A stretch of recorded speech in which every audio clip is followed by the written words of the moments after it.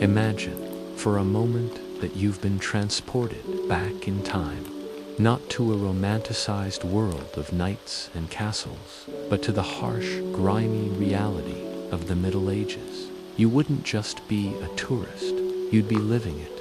And let me tell you, you probably wouldn't survive a single day. Let's see why. The first thing you'd notice isn't a beautiful sunrise or a rooster's crow. It's the smell. A thick, cloying stench that clings to everything. It's a mix of damp earth, rotting straw, unwashed bodies, and something sour you can't quite place. You're lying on a pile of straw on a dirt floor. It's not fresh, clean straw from a barn. It's damp, lumpy, and probably has been here for weeks, maybe months. It's your bed. You share it with your entire family, and also with uninvited guests. As you start to wake up, a persistent itch begins to crawl across your skin. You scratch your arm absent-mindedly, your fingernails catching on something rough. Looking down, you see a collection of red, angry-looking sores and scabs. Some are fresh, some are old. They're a constant reminder of the things that live with you. Fleas, lice, and bedbugs are not just a nuisance, they're a part of daily life. You can actually see them, tiny dark specks jumping across your legs and burrowing into the folds of your tattered woolen tunic. Your clothes are just as bad as your bed. You wear the same thing day in and day out, sleeping in it, working in it. It's coarse, sticky, with days of sweat and grime, and carries the same rotten smell as the room. You can feel the fabric rubbing against your skin, irritating the sores that are already there. There's no such thing as a morning shower. The very concept would be alien. Water is a precious resource, often contaminated, and used for drinking and cooking, not for something as frivolous as bathing. A rustling sound from the corner of the small, dark hut catches your attention. Your eyes, now adjusting to the gloom, make out several shapes scurrying along the wall. Rats, they're bold, unafraid of you. They are as much a part of this home as your own family, feasting on scraps of food and leaving their droppings everywhere. They carry diseases, but you don't know that. You just see them as another pest, another part of the filth you live in. The room is barely a room at all. It's a single, windowless space with a low ceiling and earthen walls. The only light trickles in through the open doorway or a small hole in the thatched roof, which also lets in the rain, keeping the straw bed and the dirt floor permanently damp. This dampness seeps into your bones, a constant, chilling cold that no fire can fully chase away. You hear a cough from the other side of the room. It's a quiet, wet sound. One of your neighbors, who shares this hovel, is stirring. You can see in the dim light that a strange rash is spreading across their face and neck. It looks painful. You've seen rashes like this before. Sometimes they go away. Sometimes the person who has them goes away forever. Sickness is a constant shadow hanging over everyone. A simple cut can become a deadly infection. A common cold can turn into pneumonia. There are no antibiotics, no understanding of germs or viruses. You try to sit up, and every joint in your body protests with a dull, aching pain. Your muscles are stiff from the cold and the hard sleeping surface. You're not old, maybe in your early 20s, but your body feels like it's been through a war. Malnutrition is a given. Your daily diet consists of a coarse, dark bread and a thin, watery vegetable stew, if you're lucky. There's never enough, and what you do get lacks the essential nutrients to keep you strong and healthy. Your stomach rumbles, not with hunger, but with a familiar cramping. Dysentery and other stomach ailments are rampant due to contaminated food and water. The village, well, your only source of water, is likely located downhill from the animal pens and the communal latrine pit. You know this, but what choice do you have? You have to drink. As you slowly, painfully rise to your feet, the reality of your situation sinks in. This isn't an adventure. This is a struggle for survival. Your goal for the day isn't to find treasure or meet a princess. It's to find enough food to eat, avoid getting sicker, and simply make it to the next morning, where this entire ordeal will begin all over again. The world outside your hut is just as filthy and dangerous as the one inside. The streets are rivers of mud and human waste. Disease hangs in the air like a thick fog. This is the real medieval experience, and your day has only just begun. Do you still think you could survive? We haven't even gotten to the work, the crime, or the complete lack of modern medicine. Stick around, because it's about to get a lot worse. Thanks for watching, and if you're fascinated by the brutal reality of history, make sure to subscribe for more. You made it through the night, a small victory in a world that offers few. But as you creak open the wooden door of your hovel, the grim reality of a medieval morning hits you like a physical blow. The air isn't crisp and clean, it's thick, heavy, and foul. A stomach-churning stench of human waste, rotting food, and something acridly sweet that you can't quite place assaults your senses. Welcome to the streets. Forget cobblestones and charming market squares. This is a narrow, muddy lane, more of a trench than a road, hemmed in by leaning, timber-framed houses that block out most of the sun. The ground beneath your feet is a treacherous mix of mud, straw, and refuse. You see animal bones, discarded scraps of cloth, and heaps of what you can only assume is last night's garbage, tossed directly from the windows above. There are no sanitation workers, no weekly trash pickup. This is it. This is the system. Your eyes dart around, trying to find a clear path, but there isn't one.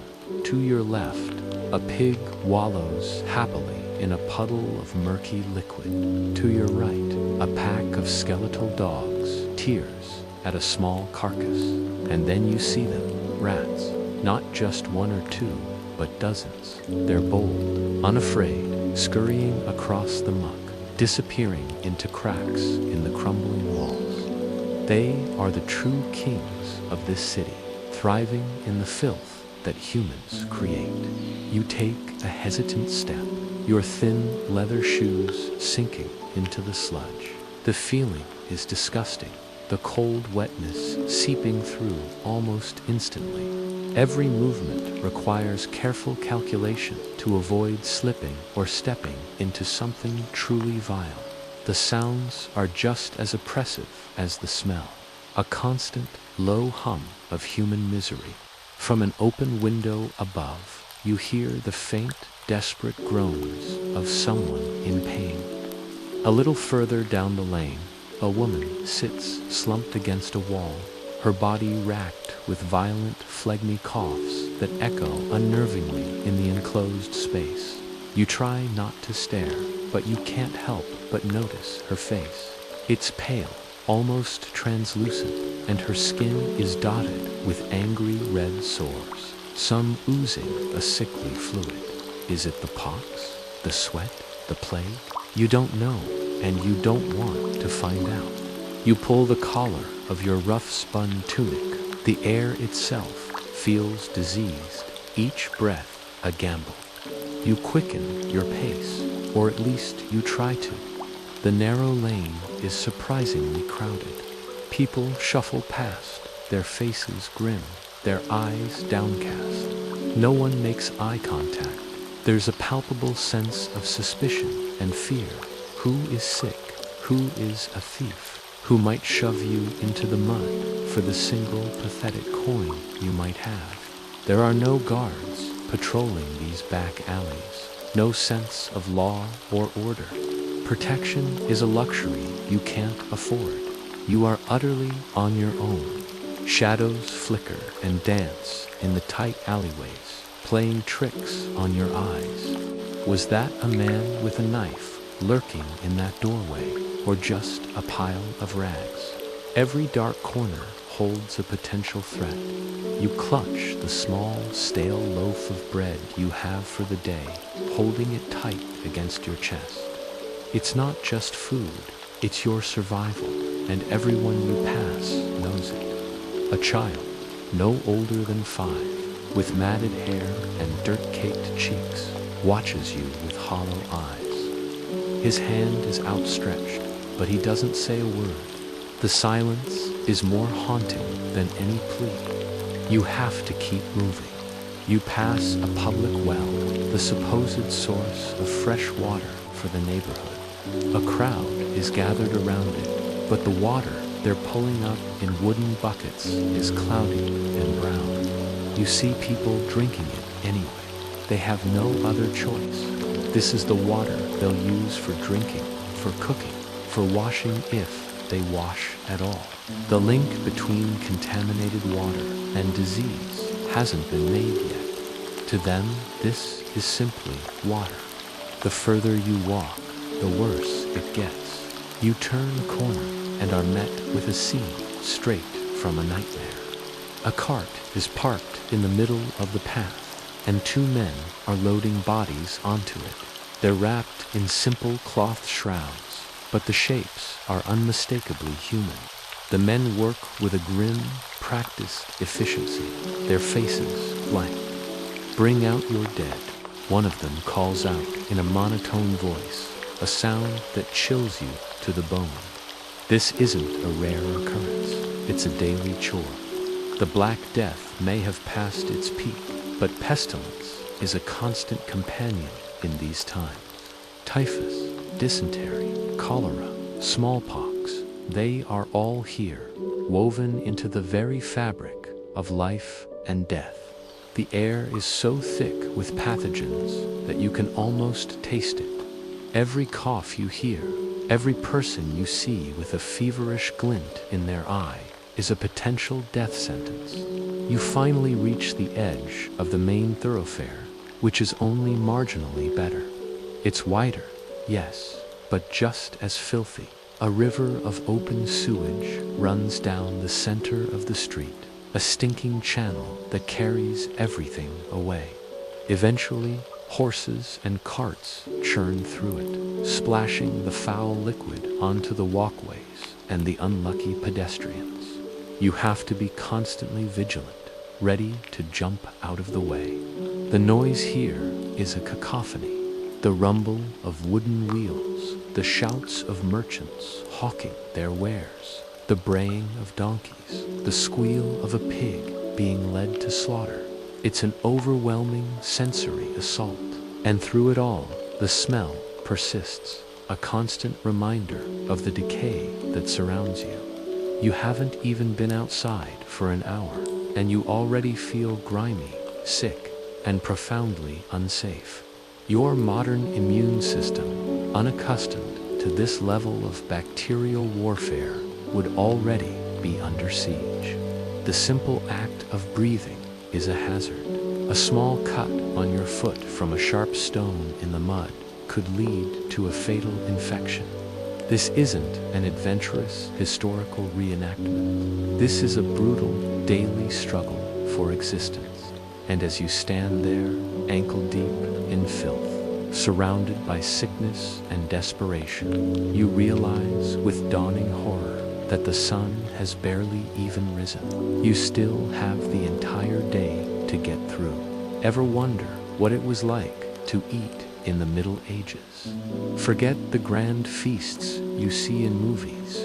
For the average person, mealtime was a constant battle for survival, and the kitchen was a place you'd probably rather not see.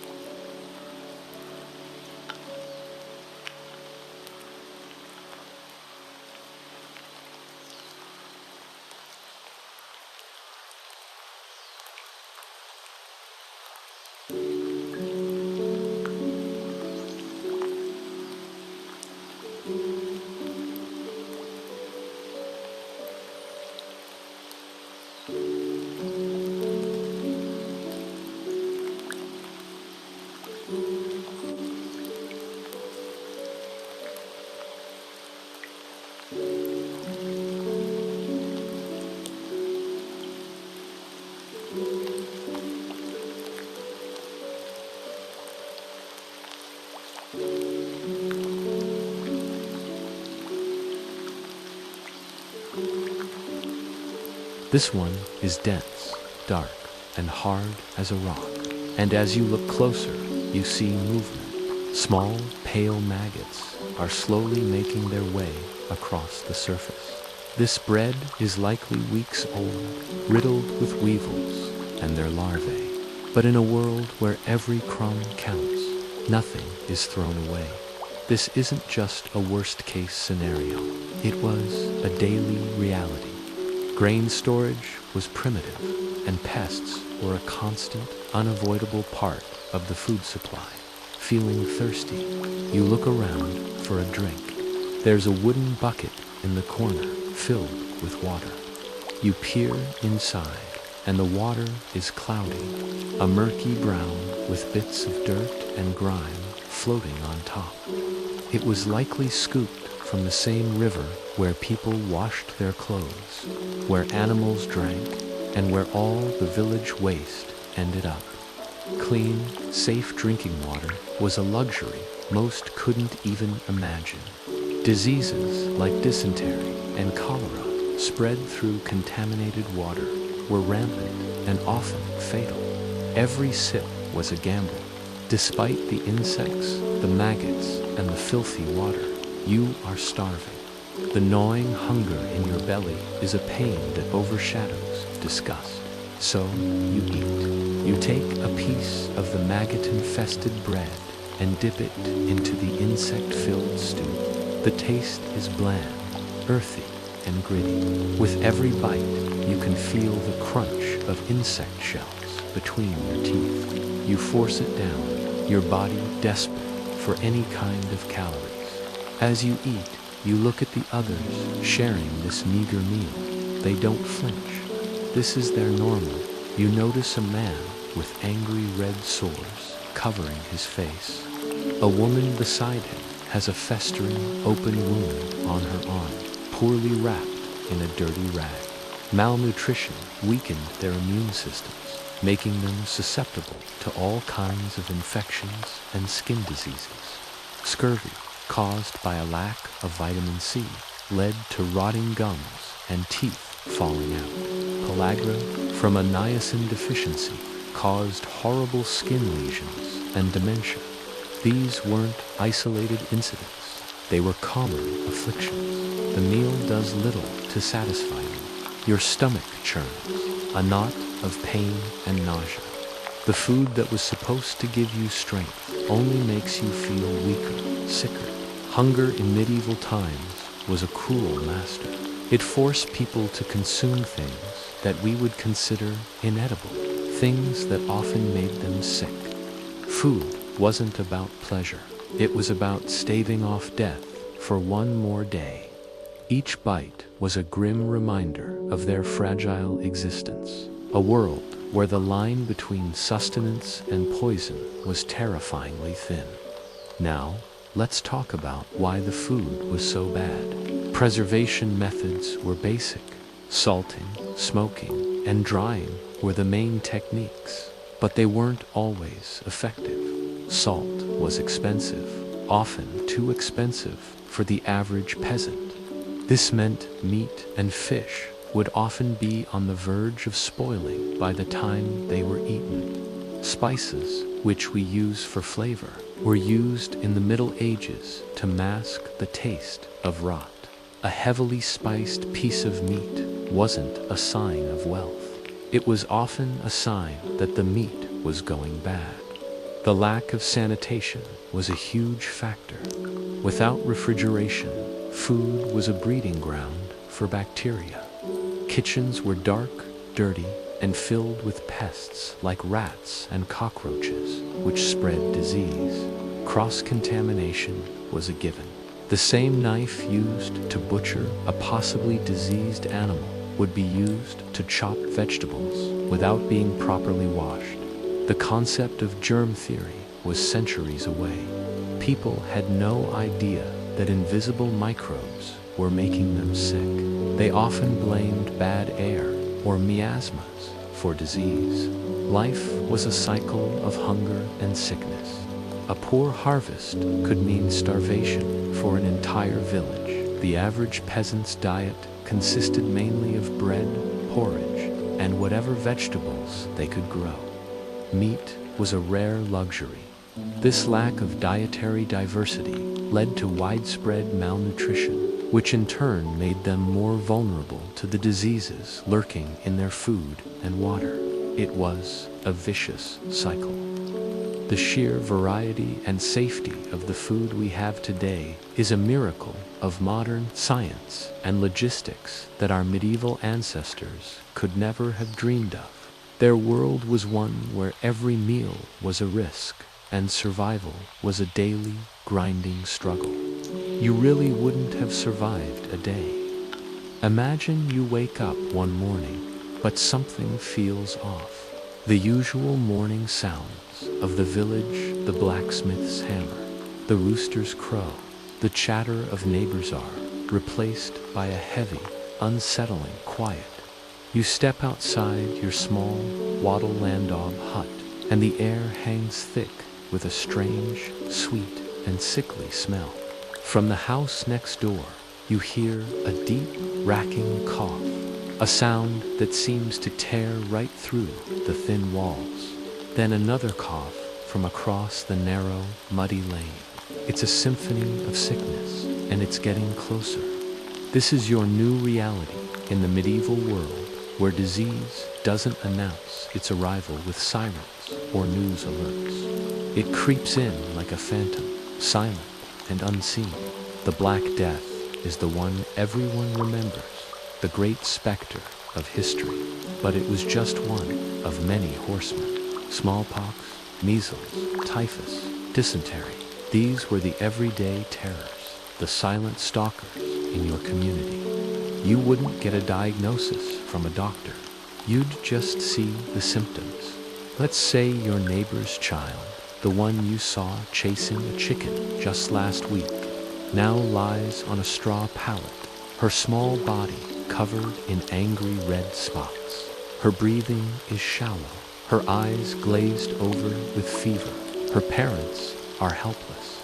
There are no antibiotics, no vaccines, no understanding of germ theory. All they have are folk remedies, prayers, and a desperate, gnawing hope. They might boil some herbs, creating a pungent steam they hope will purify the air. They might place a pouch of fragrant flowers around her neck to ward off the bad air or miasma they believe carries the sickness. But they know, deep down, it's a losing battle. Fear becomes a constant companion, as tangible as the cold that seeps through your clothes. You start to eye your neighbors with suspicion. Did that person's cough sound a little too wet? Why is their door shut tight in the middle of the day? The sense of community, once the bedrock of village life, begins to fracture under the strain. People stop gathering at the well. The tavern falls silent. Every interaction is a gamble. A friendly handshake could be a death sentence, and then it happens. You feel a strange ache in your bones. A shiver runs down your spine that has nothing to do with the damp cold of your home. You try to ignore it, telling yourself it's just fatigue from a hard day's work in the fields. But the next morning, the ache is worse. A fever begins to burn behind your eyes. You huddle under your thin wool blanket, but the chills rack your body, making your teeth chatter uncontrollably. Your family looks at you with a mixture of love and terror. They know the signs. They've seen it happen to others. They bring you water. They bathe your forehead with a cool, damp cloth. But there's a distance in their eyes. They are already preparing for the worst. There are no hospitals to rush you to, no sterile rooms or for drips. Your sickbed is the same straw mattress you sleep on every night, now likely teeming with the very thing that is killing you. As the illness progresses, your world shrinks to the four walls of your hut. The sounds from outside become muffled and distant. You might become delirious, your mind filled with fever dreams and fragmented memories. In your lucid moments, you are acutely aware of what is happening. You feel your strength ebbing away, like sand slipping through your fingers. You hear the hushed, desperate prayers of your loved ones. The village priest might be summoned. He'll perform the last rites, anointing you with holy oil and commending your soul to God. For many, this is the only real medicine, available spiritual comfort in the face of inevitable death. There is a grim acceptance of fate. Life is fragile, a gift from God that can be rescinded at any moment. This belief provides a strange sort of comfort, but it doesn't stop the fear. Death, when it comes, is often quiet, not a dramatic, cinematic event, but a slow fading. One moment you are there, breathing, and the next you are not. The family's grief is raw and immediate, but it's quickly overshadowed by practical concerns. What do they do with the body? How do they avoid catching what you had? Often, the deceased were wrapped in a simple shroud and buried quickly in a consecrated ground, if they were lucky. During a major plague, bodies might be collected on a cart and tipped into a mass grave, a pit dug hastily outside the village walls. There is no time for ceremony when the living are fighting for their own survival. Think about the sheer psychological toll. Every day you'd wake up wondering, is today the day? Will it be me, my child, my spouse? Children were especially vulnerable. Families would have many children not just for help on the farm, but because they knew that many would not survive to adulthood. The loss of a child was a common tragedy, a wound that scarred nearly every family. So, when you see those romanticized depictions of medieval life in movies, the grand feasts, the noble knights remember the silent reality for the vast majority of people. Remember the child with the rash, the neighbor's wheezing cough, the ever-present fear in the air. This was a world where a simple cut could lead to a fatal infection, where a cough could be a harbinger of doom, and where survival often had more to do with luck than anything else. Thanks for watching, and if you found this glimpse into the past fascinating, make sure to like and subscribe for more. The medieval night falls, not with a gentle fade, but like a heavy, suffocating blanket. As the sun dips below the horizon, it takes with it all sense of safety, all illusion of control. The world you knew just hours ago dissolves into an oppressive, inky blackness. There are no streetlights to guide your path, no friendly, glowing windows from your neighbors' homes. The village becomes a labyrinth of unseen dangers and terrifying sounds. Every shadow seems to writhe with a life of its own, twisting into monstrous shapes against the crumbling stone walls of your hovel. The moon, if it's out at all, offers only a sliver of ghostly light, just enough to play tricks on your already frayed nerves. Is that the branch of a dead tree or a skeletal arm reaching for you? You can't be sure. The wind is your constant, unwelcome companion. It howls through the countless cracks in your poorly constructed home, a mournful, relentless song. It's not just the sound that chills you to the bone, it's what it carries. The air is thick with the putrid stench of decay, of unwashed bodies, and of the ever-present threat of sickness that hangs over the village like a shroud. You pull your thin, scratchy wool blanket tighter, but it offers little comfort against the biting cold that seeps through the walls and the damp earth floor. From the hovels nearby, you hear the low, desperate groans of the sick. It's a sound that has become the grim soundtrack to your nights. Is it Old Man Hemlock, his lungs filled with fluid? Or the baker's young daughter, her body racked with fever? You try not to think about it. Try not to picture their suffering, because you know how easily it could be you next.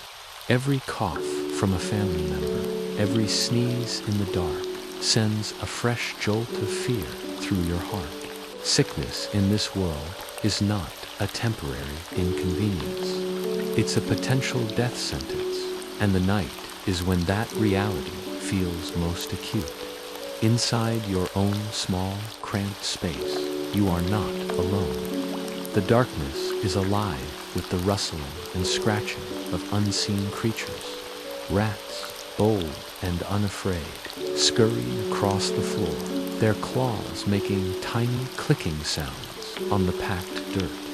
You hear them nibbling at any forgotten crumb of food, a constant reminder of the scarcity and desperation that defines your life. You kick out in the dark, hoping to scare them away, but they always return, and with the rats come the fleas. You can feel them, tiny pinpricks on your skin, jumping from your straw mattress onto your sleeping family and onto you. Each one is a potential carrier of the plague, a tiny harbinger of doom. You scratch and twitch, but it's a battle you can't win. Sleep, when it finally comes, is not a peaceful escape. It's a shallow, fitful state, more like a temporary surrender to exhaustion than a true rest. Your mind is on high alert, cataloging every sound. A snapping twig outside could be a predator, human or animal. The creak of a floorboard could be a thief, desperate for what little you have. Your anxiety is a physical weight on your chest, making each breath feel labored. You lie awake for what feels like an eternity, staring into the impenetrable blackness, listening to the symphony of horror that is the medieval night. Your heart pounds in your ears, a frantic drumbeat counting down the minutes until dawn, praying you'll live to see it. This is not a single night of terror. The constant state of fear and anxiety takes a toll that is almost as devastating as any physical illness. Your body is perpetually flooded with stress hormones. You never feel truly rested, never truly safe. Your immune system, already battered by poor nutrition and hygiene, is weakened further by the relentless psychological strain. This chronic stress makes you more susceptible to the very diseases you fear. It's a vicious, inescapable cycle. The nights don't just terrify you, they actively work to break you down, body and soul. Imagine the mental fortitude required to endure this, night after night, with no hope of it ever changing. There are no therapists to talk to, no medication to ease your anxiety. Your only comfort might be a muttered prayer to a God who often seems distant and silent. The psychological burden is immense. Many would have simply broken under the strain, succumbing to a state of constant paralyzing dread. The darkness wasn't just an absence of light, it was an active, malevolent force that preyed on your deepest fears and wore down your will to survive. As the first faint hint of gray begins to lighten the eastern sky, a small measure of relief washes over you. The terrifying shapes of the night resolve back into familiar trees and buildings. The groans of the sick may continue, but at least in the light, you can see the faces of your fellow sufferers. The sounds of the village waking up, a rooster crowing, the blacksmith's hammer ringing, are a welcome distraction from the internal chorus of fear. But the relief is temporary. You know that the sun is only on loan. In just a few short hours, the darkness will return to claim its dominion once more. The horrors of the night are never truly gone. They're just waiting in the wings. Surviving a day in medieval times was hard enough, but surviving the night, that was a battle for your very sanity. The day finally winds down, but there's no relief, only a slow, creeping dread. The air is thick, heavy with the stench of unwashed bodies, stale sweat, and the grime of a long, hard day's labor. It clings to your skin, a second layer you can't scrub off, a constant reminder of your place in this world. A deep, gnawing hunger twists in your gut. The meager ration you had hours ago is a distant memory, a ghost of sustenance that does little to quiet the ache. Your body is a map of pain. Every muscle throbs with exhaustion, a dull, persistent drumming. Old wounds and new infections pulse with a life of their own, each one a small, burning coal beneath your skin. You try to ignore them, but they demand attention, constant companions in your misery. The wind isn't a gentle breeze, it's a courier of sorrow. It whistles through the cracks of the Wattleland daub huts, carrying the sounds of the village with it. The cries of the weak, the groans of the sick, the quiet whimpers of hungry children. It's a symphony of suffering that never ends. You tell yourself it's just the wind, but you know better. The darkness isn't empty, it's alive. You hear the rustling of unseen things in the thatch above, the frantic scurrying of rats in the walls, their tiny claws scratching, always searching for scraps. Beyond your thin walls, the shadows move. Are they animals drawn by the smell of waste, or something else? Something less natural? Your imagination, fueled by exhaustion and hunger, paints terrifying pictures in the blackness. Every snap of a twig, every distant howl, sends a shiver down your spine. The village isn't sleeping, it's waiting, holding its breath. You find your corner on the hard-packed earth floor, pulling a threadbare, damp blanket over your aching body. It offers little warmth, smelling of mildew and old smoke. Closing your eyes doesn't bring peace. The darkness behind your eyelids is just as menacing as the darkness outside. You lie there, listening to the chorus of despair, feeling the pulse of your own pain. Sleep feels like a distant shore you might never reach. You can only hope for a few hours of oblivion, a temporary escape from this waking nightmare, because you know, with a certainty that chills you to the bone, that when the sun rises, it all begins again. Tomorrow is not a promise of hope. It's just another trial, another day to be survived. Slowly, against your will, your body begins to give in. Your breathing, once ragged with anxiety, deepens and slows. Each exhale is a small surrender to the crushing weight of exhaustion. The air you breathe is a foul cocktail. The ever-present smell of rot, of filth, and of sickness hangs heavy. A putrid incense that paradoxically begins to lull you into a state of semi-consciousness. It's the smell of your life, and your body no longer fights it. Your senses, however, remain on high alert. Every noise from the world outside seems to linger, echoing in the chamber of your mind. The drip of water somewhere, the distant cough of a neighbor, the mournful cry of an owl, they stretch and warp, becoming sinister whispers in your half-asleep state.